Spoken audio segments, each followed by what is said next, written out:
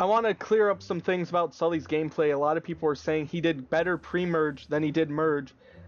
Sully didn't really play the game. He just did what other people asked him to. The first tribal session, or tribal council, he did what CC and Matt wanted him to, and then after that, he did what I wanted him to, except for Final Six. That was what uh, Priv wanted him to do. So Sully never did a move on his own, and he never played the game for himself. It was always what other people wanted. Even when he tried to make his own move, he just gave into pressure. Like when Jack got out, Sully wanted to do Tropicals, but then he was told by Priv to do Jack, and he said, okay.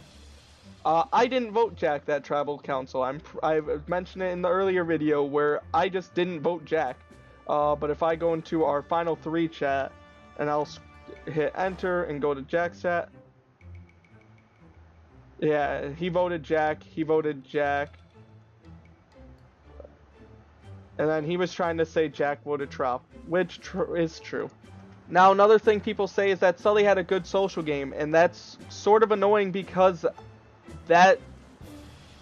So another thing people are saying is that Sully had a good social game. Now, this could be true, but in the end, there's three parts of Survivor: outwitting, outlasting, and outplaying. If he only had the social element, which isn't really even one of like the parts of it, which I guess you could consider like outlasting due to his social game, he didn't. He lacked the outwit and he lacked the outplay because he did what other people told him to do, mostly what I told him to do, but he also listened to other people.